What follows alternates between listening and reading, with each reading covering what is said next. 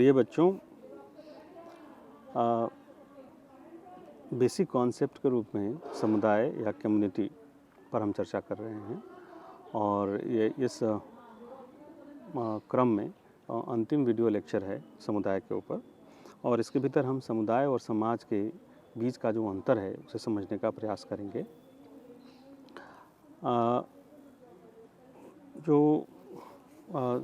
सबसे जो पहला अंतर है समुदाय और समाज में वह ये कि समुदाय जो है वो व्यक्तियों का समूह होता है, जबकि समाज जो है व्यक्तियों से नहीं बनता है, वह सामाजिक संबंधों से बनता है। और दूसरा कि व्यक्तियों का समूह होने के कारण समुदाय जो है वो एक मूर्त है, उसे हम देख सकते हैं, अनुभव कर सकते हैं।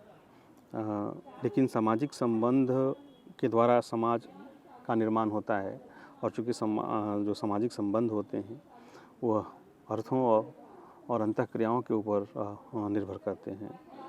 तो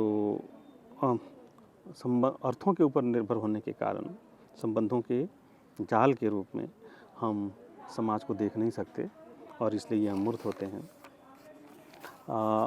जो अगला अंतर है समाज और समुदाय और समाज में वह ये कि समुदाय जो है एक निश्चित भूभाग में या निश्चित भौगोलिक क्षेत्र में होता है या उस निश्चित भौगोलिक क्षेत्र का होना आवश्यक है, लेकिन समाज के लिए कोई एक निश्चित क्षेत्र का होना ज़रूरी नहीं है। समाज विशेष के सदस्य अलग अलग क्षेत्रों में बिखरे हो सकते हैं। चौथा अंतर है कि समुदाय के लिए सामुदायिक भावना अत्यंत आवश्यक है। समुदाय में सहयोगी संबंधों पर विशेष जोर दिया जाता है, लेकिन समाज के लिए सामुदायिक भावना आवश्यक नहीं है। समाज में सहयोगी और असहयोगी दोनों ही प्रकार के सामाजिक संबंध पाए जाते हैं। पांचवा अंतर ये कि समुदाय का अपना एक विशिष्ट नाम होता है, लेकिन समाज का अपना कोई नाम नहीं होता है। फिर छठा अंतर समाज समुदाय का एक भाग है, समुदाय समाज का एक भाग है और एक समुदाय में एक से अधिक समाज नहीं हो सकते।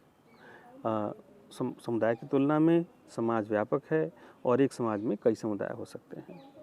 और अंतिम अंतर ये है कि समुदाय की प्रकृति क्षेत्रीय स्थानीय होती है। इसमें अनेक समूह, समितियां, संघ आदि होते हैं। समुदाय को विभिन्न भागों में बांटकर अध्ययन किया जा सकता है। वहीं समाज की प्रकृति समग्रता या संपूर्णता की होती है, जिसे विभिन्न भागों में बांटकर नहीं समझा जा सकता है। तो ये प्रमुख अंतर थे समुदाय और समाज के भीतर। और हम यहीं पे बेसिक कॉन्सेप्ट के रूप में समुदाय की जो अवधारणा है उसकी चर्चा समाप्त करते हैं। आप सबका बहुत बहुत धन्यवाद।